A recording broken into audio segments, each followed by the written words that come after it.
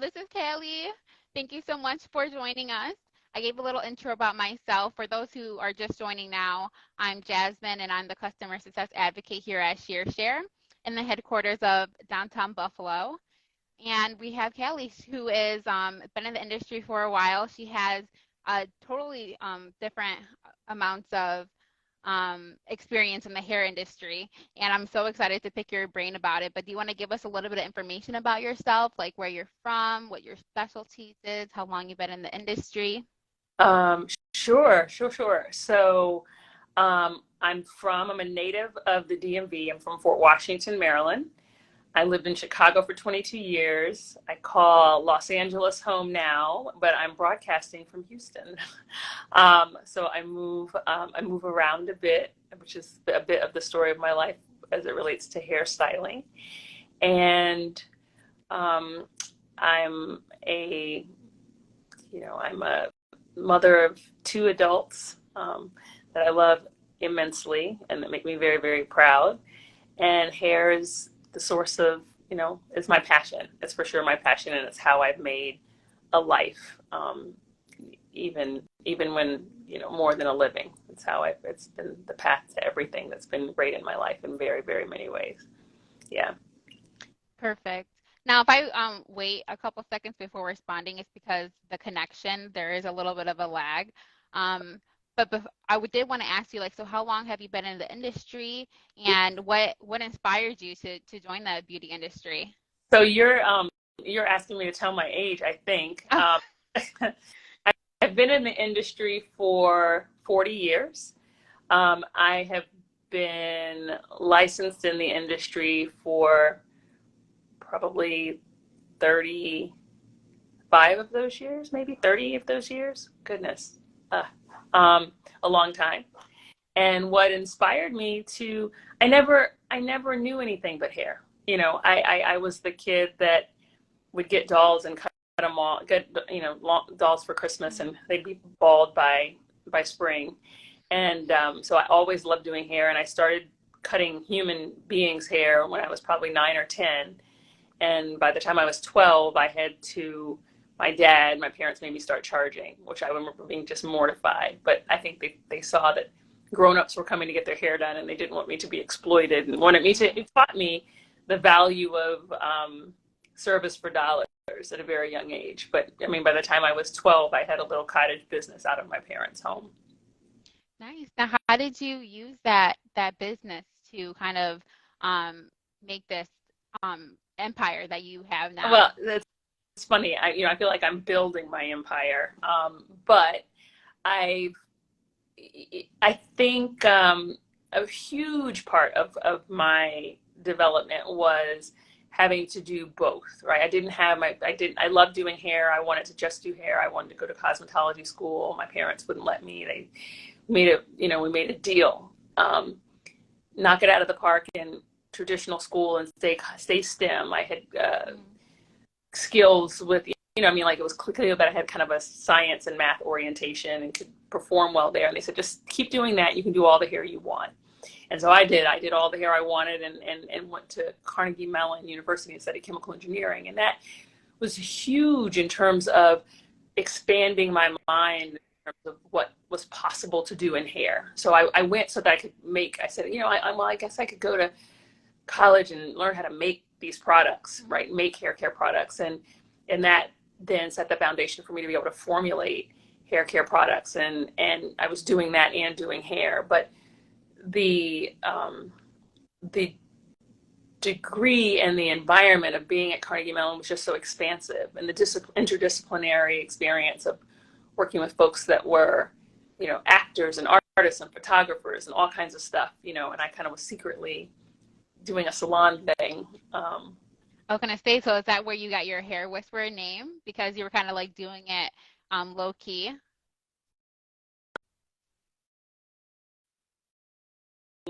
Well, actually, no. We were in our 30s by this point, but she came and visited. She visited Chicago, and she was like, you're the hair whisperer. So that was probably about 25 years ago, a little under that. But she said, you're the hair whisperer, and you should have a TV show. That's what she said. She was like, you need to have a TV show. And I just thought, yeah, that's kind of crazy and neat, but no, no, nothing else. The Hair Whisperer name became a thing because in 2000,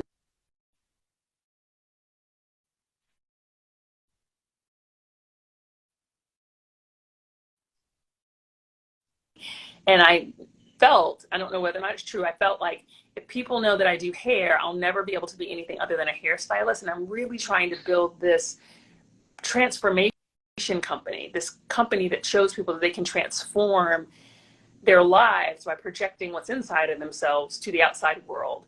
And I do hair, and that's a little piece, but I had a vision for something bigger. So I put the book down. And then when I picked it back up in 2012 at the encouragement of an amazing friend and a wonderful woman named Tasha Alexander, who is a New York Times bestselling author, a literary agent told me, she referred me to a literary agent, and he told me, this book idea, this manuscript's a great idea and it's good, and you would do well, likely, especially if you infused it with some celebrity or notable stories, but you're not the one to tell this story because you don't know anything about hair. And I was like, oh, I know more about hair than everything else. This other shit, I just play on TV, like I just do all this other stuff so that I could do hair. And I was really realizing at that point, he's like, the internet doesn't know it though. He's like, nothing on the internet says anything about you and hair. And what I sought to do, which was hide out doing hair. And I built this amazing clientele. My clients were leaders and electeds and celebrities and business. I mean, CEOs. I mean, they had this great clientele, but it was like, shh, don't ever tell anybody I do your hair. And they didn't. And so I then had to choose, now how am I going to get out here and prove that I have an identity with hair, but not sabotage, right? The mindset. It was so binary in my thinking.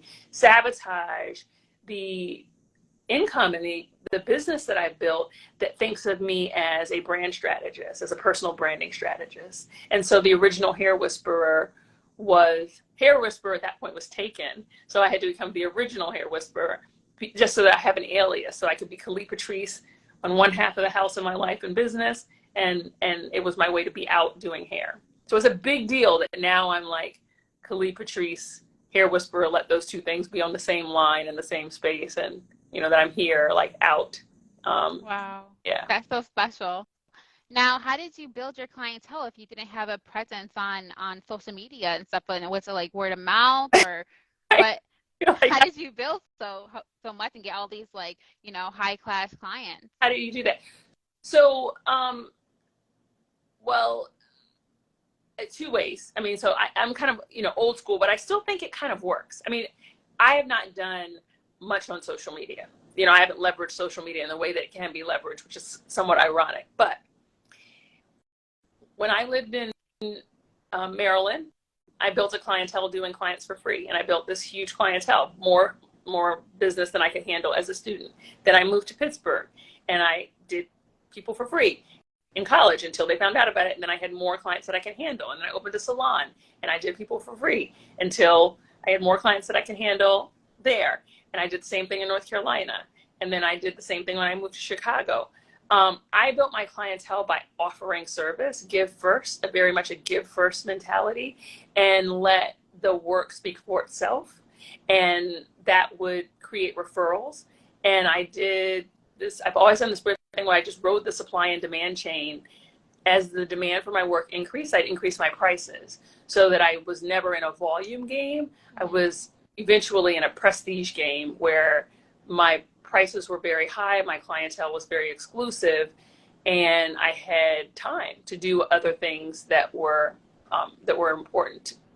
Other things that were important to me, all of hair related, all of it was kind of hair and business, where hair and business intersected almost always. But yeah, that's how I built. For the years that I was at the helm of the image studios, and that was a brick and mortar, like physical location, everybody that comes in for, not everybody, but most people that come in for a image transformation or personal transformation story have something that they either can or want to do with their hair. And so I would, sometimes I would do it, and sometimes I would have other members of my team do it. But, when you work, the gift is, it's taken me a long time to go to say this, but the gift is when you work, the blessing is when you work in your gifting, when you do it, it's all over but the shouting, right? So you do something and then people want you and they don't want anything else. And I think I've been very blessed to be good with hair and dedicate my time and attention to it. And so when people had the experiences, they came back. They came back and I think the sticky part is just being attentive, right? Mm-hmm. Being attentive and asking, staying in contact and saying, how did that work for you? What do you need more of, less of? So when you were seeing your clients, did you work at a commission-based salon, or did you sign a long-term lease? How did you see your client? No. So my first experience, I just feel so remarkably blessed as I'm doing this, talking to you. My first experience in the salon was a salon that I started. I was part of a startup team. Wow. And that's how I got my license. So we started a salon. I helped write the business plan for a salon in Pittsburgh called DC Styles. And I licensed through apprenticeship by hiring, I wasn't doing hair yet, but I was building out the salon from a business perspective with a group of 2 other investors. And so then I was probably commissioned, right? I mean, I was involved as one of the startup team, and then I think at some point I did also some other commission work, when I was in different, as I was moving into other cities and had no reputation, then I would work on commission.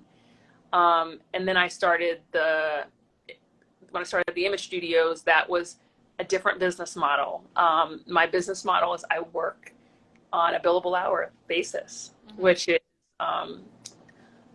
more similar. The closest colleague in industry that I know at the time, because I started doing this in 2000, was Nico. And Nico was booking sessions here in Los Angeles. Well, they're in Los Angeles. And so it's a similar, a little bit different model. It wasn't commission and it wasn't booth rent. It was, you're paying me for my time. Right. So in what part of your journey did you stumble across ShearShare and then started using ShearShare as your place to find spaces? So I found ShearShare really early and I was geeked. I think it was like 2018. When did ShearShare officially start? I'm going to say Dr. Ty. What was the actual year that you started ShearShare and the app was? Hi, Dr. Ty. 2017. Yeah, okay. 2017. I discovered ShearShare, and it was small and growing. And how I discovered it is I had sold the space, the physical location for the image studios. Is he laughing? Yeah, he's like, tell her I said hi. And he appreciates you. I was rooting for this business. I found out, I'm like, oh my goodness, this company was started by a brother, and like I was just, and I know you're the co-founders, a Black woman. I just was ecstatic. So I sold in 2017. I sold the image studio space, and I didn't have a plan. I just knew that I wanted to be able to move around. I knew that I saw a future where I'm going to leave Chicago. I didn't know where I would go, but I just took a step of faith, and then I started looking for leasing salon space, on an as needed basis. I didn't have a big clientele, so renting a location, even in like Salon Republic or Sola, that didn't fit for me because I had clients at specific times, and I only needed to, rent space for a time. Couple of days, a day or 2 at a time. And so I found ShearShare, and I mean, it was right at the beginning, and just was like, this is going to happen and this is going to be amazing. And so I'd like to think that I was one of the earliest customers. I don't know whether or not that's true. Dr. Ty will say so, but Now from using the app from the very beginning and seeing like how the app works now, what is your favorite like part that's changed and that you like the most? So I got to tell you, like, what I love the most about ShearShare is the customer service, hands down. Like, it's amazing to be able to see your face. Yeah. And not just the customer service, the continuity, like to be at the beginning and to know what startup is like and to know that I'm still talking to the same people I've been talking to for years is phenomenal. And so I love that. That's been a constant. The newest additions are, ShearShare just makes it easy. The insurance edition, I happen to have my own insurance, but it makes it very easy for me to tell another stylist, hey, look, you really should do this because it's turnkey. You just show up with your license and you can lease space as you need it. And it's just a win-win. I call it Airbnb, but for hairstylists. Yep, Airbnb. That we love to tell people. Yep. Yeah, that's genius. Yes. And so the addition of the insurance, I think I like a lot because it makes it easier for me to tell other stylists about it if they aren't set up for business in the same way. Exactly. If they aren't. I also really like that, I'm just now new to playing on your social media, but I love the social aspects of it. I love that you ask, I'm sorry, I've not ever complied, but now I will, to send pictures of work and to send where we go and things like that. It creates a beautiful community online. So, yeah. Yeah. Courtney does a really good job making it such a community base. Say it again. I said Courtney does a really good job trying to make it a community base, and we want to celebrate everybody's what they're celebrating. You know. Yeah. So it's neat to also be in a situation where like ShearShare is how I do my life. Without ShearShare, I don't know how I have the life that I have. I style regularly in 3 cities. I'm in Los Angeles, Chicago, and DC every 8 weeks. I'm now, and I now have the ability to say to clients, I have a client that's moving to Atlanta. I'm like, you can break Atlanta. I just need 4 clients and I'll try it. And so that's a whole new freedom. Like the freedom that affords is magnificent. And I started it by accident, I think. But this has been, we're a team. We are a team, Dr. Ty. Yeah. And I'm sorry, I don't tell me the other woman's name that Jenny. Yeah. And also, so yeah, I think that what this is building is, I can't wait to see what it is 10 years from now. Yeah. Now, all it creates for us as a stylist. I know now we're in so many different cities. I can't wait to see like in 10, 15 years, like we're breaking international grounds. And yes. I mean, there's so much. You know this probably for me is I'm always kind of like, we need some more. I'm the person that gets to a city and is like, we need some more salons. So my encouragement for salon owners to list your salons, list your spaces so that there's, because you may think there's not opportunity, but there is. We're here and we want to lease from you. No, I totally hear that. We are on a mission to get even more hosts on our app. And you're fortunate because you're in the areas where we have like the highest quantity of our posts. Well, that's have to be. When I said I am like ShearShare, we're like secretly married and you don't know it. That's where I have the ability to be. It's made it so that it's easy to go. Like I kind of will go and look and be like, is ShearShare here? Can I find spaces here? Before I'm extending offers? Because one of the things at the online school, Hair Camp Home Edition does is, and the resources that are available, is it's without walls. So I'm meeting people in different locations of the country and even the world. And before extending an offer of, oh yeah, I can maybe come and work for a day, I got to check ShearShare first. Now, how do you manage everything? You're seeing clients, you're writing books, you're, creating formulas. How do you manage all of this? So, Um, so it's time, because it's really cool. Like you said, all those things, and I'm like, oh, that was 2 decades ago, and that was 3 decades ago. So it's time. It's I'm probably not the original with this. I'm sure I must have heard it somewhere, but I say, if you work, you'll make a living, but if you work, do your passion, indulge your passion, you'll make a life, you'll build a life. And so, I wrote the book that still remains unpublished. So literary agent, if you're out there, it's great. Not just a book. Like every time it's been, somebody did a short of it. It's a book. It's a movie. It's not initially a movie, but it's a book, and it's for sure a series. It's for sure a television series. I just did the things as the opportunities came up, right? So I didn't try to do it all at the same time. And now, and at one point I was raising my kids. I had little kids. I had two kids under 5. So it's really just the arc of staying at it, continuing to dedicate myself to it. That's how it all gets done. I have a amazing team.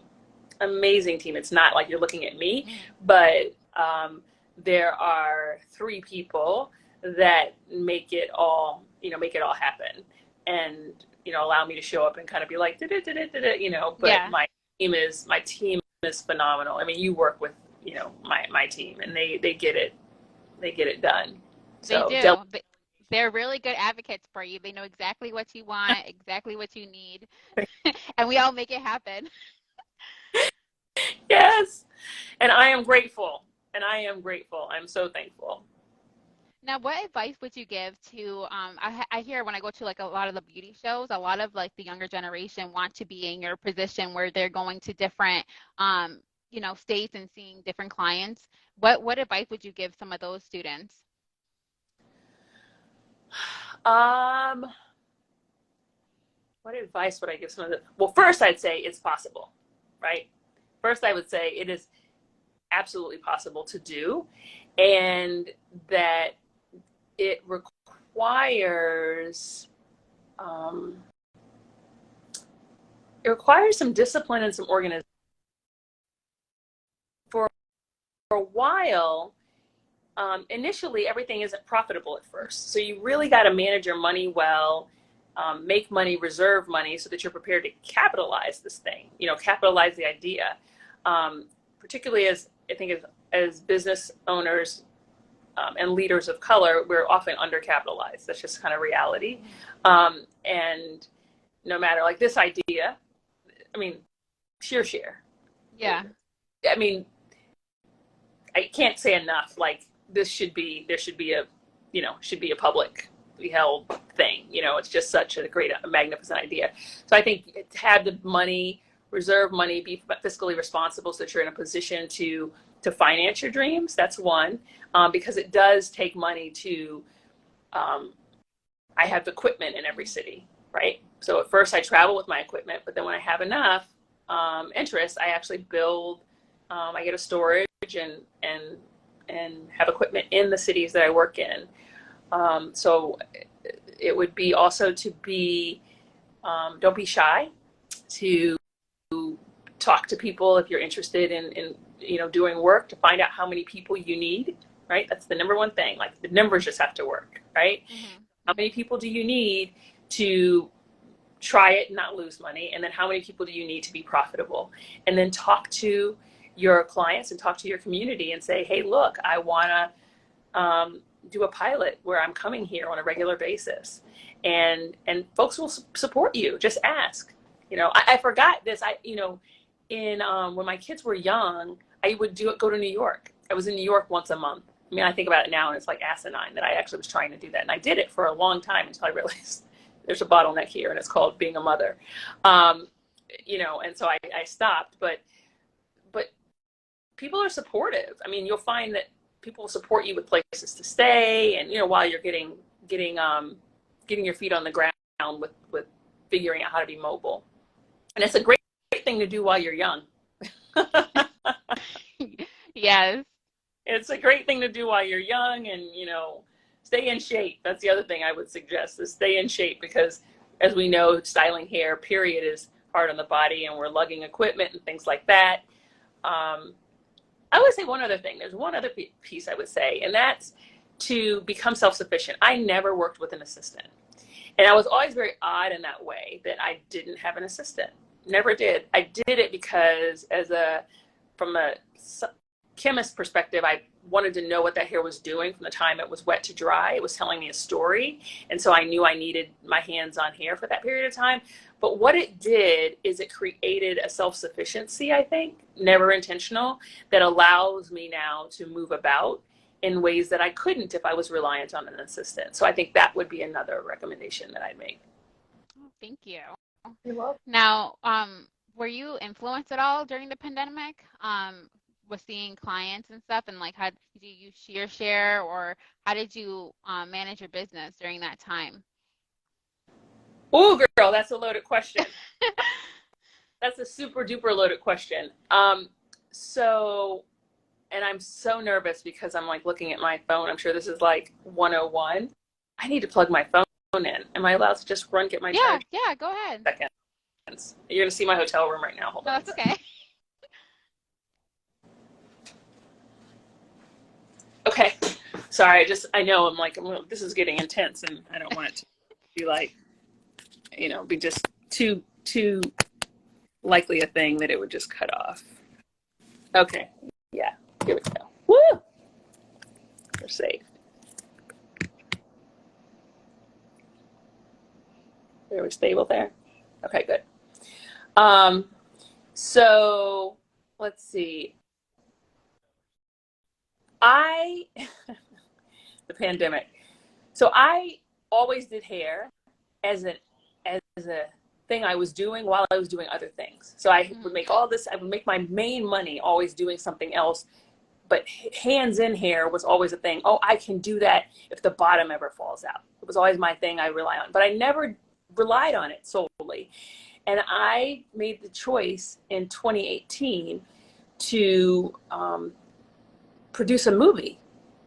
Was never on my list of things to do. I took the opportunity to work with Brett Gardner, a filmmaker. Brett Gardner, he's a seasoned filmmaker. He's, you know, and I was like, okay, I'll produce this film called Cancers. And I poured everything into it. I was fine burning down all my savings. And I was like, you know, worst case scenario, if this film doesn't sell, I'll just do hair. You know what I mean? I'm never going to starve. I'll just do hair. And our first public screening was scheduled for March 20th, 2020 for the film. We were finally done. It's like, you know, I was flat broke, and went into, and then, you know, the bottom fell out in March for all of us, and I couldn't do hair. I could not do hair. And I had so it was an amazing time in my life of like, oh my goodness, that I had kind of relied on this thing that I never thought I'd never be able to do hair. And it was that way for a long time. So at that point I started building an online school. Okay. That's what I started doing. That's how that came in. And then I can't take credit for that either. It was a client. One of my retainer clients had just signed on for a retainer in DC, and you know, she was going to fly back and forth to, you know, just be able to get services when she wanted them. And then the bottom fell out of the world. Nobody was flying anywhere. And I said, well, do you want your money back? And she was like, no, we're going to do this virtually. And I was like, yeah, that's not going to work. I mean, there's no way to do hair virtually. And she showed me that it was possible. And she was like, and you should sell this, and more people need access to this. And it created a way for Hair Camp Home Edition is what we called it. You know, there was a hair camp that was this really super premium experience, is a super premium experience where women come together and spend a couple days learning about hair with me. And but Hair Camp Home Edition was a digital way for the online school to be able to make me and what I was teaching accessible to many, many more people. So that's what I did during the pandemic, was start building out that school. Yeah. Now, did you make it so like you just had like recorded videos, or were you live in those videos too? You said, did I make recorded videos or buy what? Say that again. Oh yeah, did you have like recorded videos, so you just kind of like set it as passive, or did you just have like one-on-one? Was it live? So initially it was live. Initially, everything that I was doing, I had, so remember I had these clients, the pandemic happened and I had people that had paid me for a year of services. So they pay in advance. Yeah. They were kind of like, I'm retaining you, kind of like you retain a lawyer. Mm-hmm. You're going to be my hairstylist for the year. And I couldn't see them. It was like illegal. Mm-hmm. So I would do these things called hair love meetups. And it was just every Sunday, I'll be here. We'll have wine. We'll do whatever you want to do. I just want you to know I'm thinking about you. That's what it started out as, right? Is I'm here. I can show you what to, I don't know. I'll be here with you. So originally they were that, and then they went into live tutorials. And then I started doing groups of live, like a private series of group lives, and then started recording content. The meetups became recorded. I would record the meetups, and my team would put those together into videos. And that's the cool thing, is the school is built from the best of the content. From, when I say the best, the content people were most interested in and had the most questions about, from the meetups that were rolling out during the pandemic and subsequent pandemic. Yeah. That's so smart that you did it that way. I feel like a lot of people utilize like YouTube or like Patreon and like use that where you're like giving money away, or might even just be doing that, giving them information for free.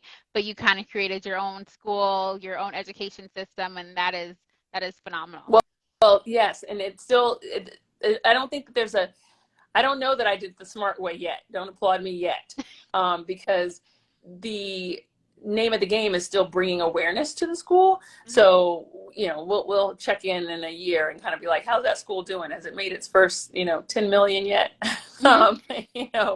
But yes, I do think it was the approach I took, and I didn't take another approach, but we'll see whether or not time will tell on whether or not, that was the wise way to do it.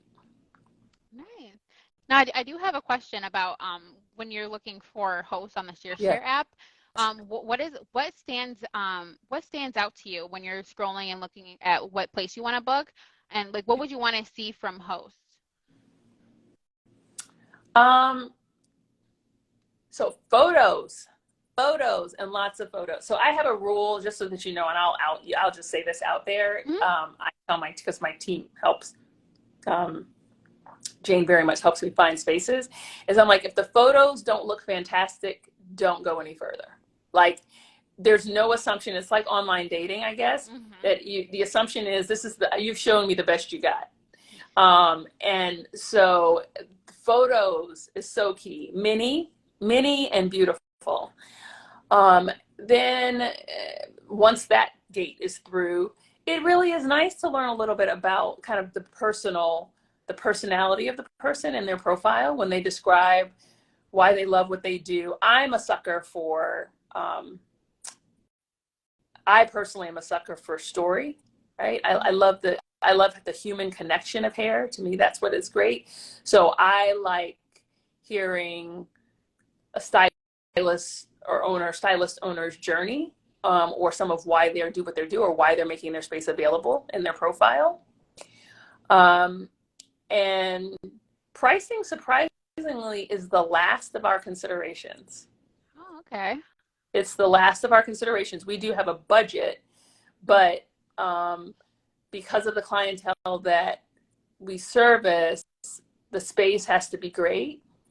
And so we look at that first, and then kind of whittle it down to, somebody may lose an opportunity with us based on price if there are other opportunities that are less expensive. But we look at price last. We look at location first. Oops, sorry. We look at location first. I think that was a new addition. Now we can search. Sorry. No, you're fine. Now we can. now we can Yep, you search. can search by price. And that's actually one of the best filters. I actually encourage you, if you are, scrolling through the app, I encourage you to filter through price because it it just works the best out of all the filters. Yeah. Yeah. Um, so the filtering by city is a big deal for us, kind of looking at everything city. And I don't know if it can do by zip code now. Not Does it do yet. zip code? Yeah, yes, that's like, I'm sure that's on the list. Oh, it is. But by city, we look by city, and then we look at photos, and then from photos, we look at kind of like what's their deal, amenities. Make sure you list every amenity. What am I always saying? I'm like, but do they have a hood dryer? Like, Yeah. did they Do they have a list? shampoo bowl? Just, Yeah, you that's what know, we hear a lot. yes, Hmm. just really listing every single amenity. Don't hold back. Um, and I love, don't take anything for granted. Like, so if towel service is provided, that may seem like nothing special, but for somebody that's flying in and doesn't have anything, that's a big deal. Just listing all the amenities. Oh wow, that is, I hear that a lot. It's like the photos are like the main key, and now we actually have it to where we approve the listings before they go live on the ShearShare app. So now I think that is like a new addition from last month, so it's still still new. Yeah, So we won't even let them go live unless their photos are to our expectation. that's great. So and we're filtering through, trying to get them, updated and looking good. And what a great, the rising tide lifts all boats. So kudos to ShearShare for that level of what might feel like scrutiny for an incoming host, but is really helping them up level their It presence. is. Because I mean, I've been there, having a salon. We're in our salons every day, and we don't notice the stain on the drapes or the this or the that because we're there, and our clients look past it because we're amazing. But when we're taking photos, the pictures don't lie. The camera takes what it sees, and having to be right for the camera up levels a business. So I think it's a real opportunity for hosts, even if you don't. Heck, maybe you're not even thinking you're going to use rental very much, just to have the opportunity to showcase your space. And it's a good idea. It is. And even with like the pricing, we always let the host choose their pricing, Oh, but we also will tell them like what's the average in their city, or near them. And then we do encourage them. We'll say, like, let's just say somebody's price is like $100 a day, uh-huh. and will say like, look, you might want $100 a day, but we know that it works if you have a more economical price. If you charge $65 a day, you're gonna get booked way more than when you earn this $100. And let me tell you, the numbers work.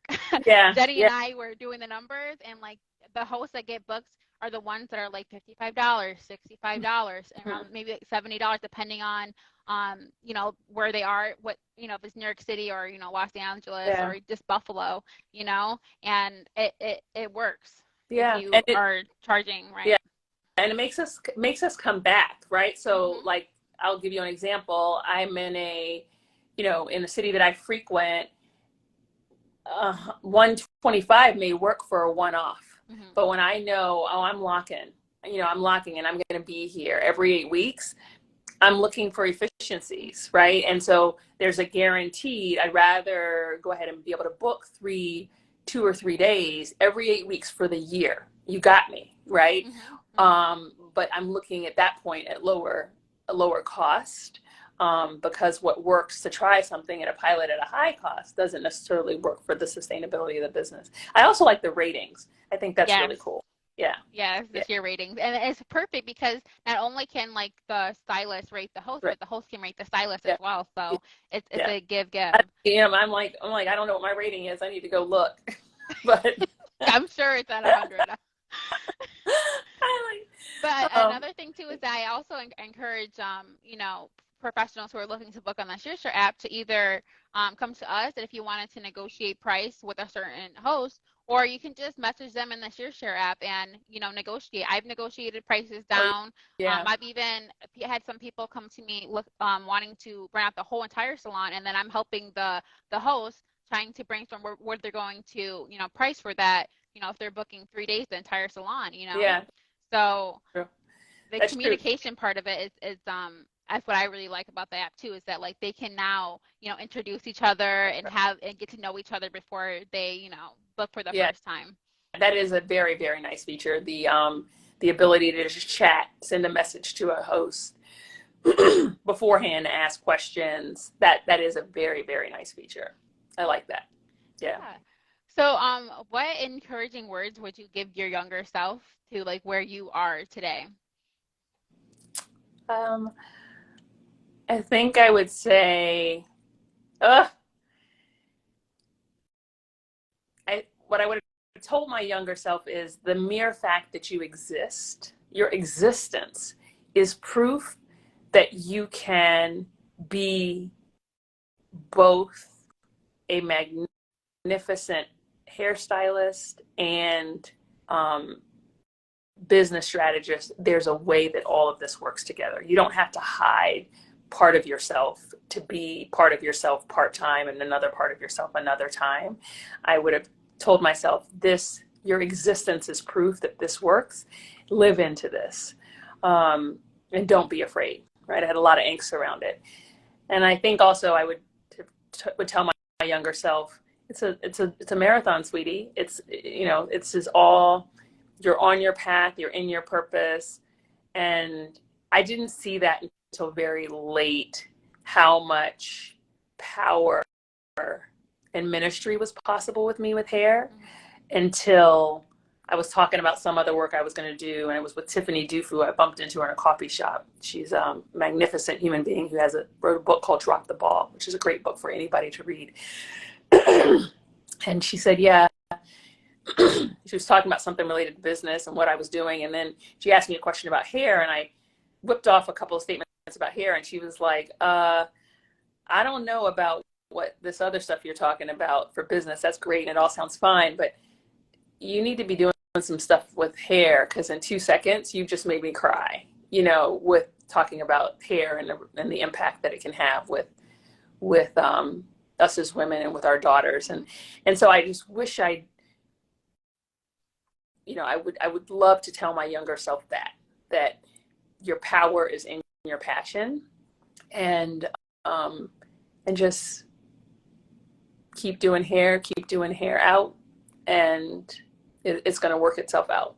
You don't have to worry about how it's going to work itself out. I would have never guessed I would have worked on a movie set and done celebrities. I would have never dreamt that it would work out that way.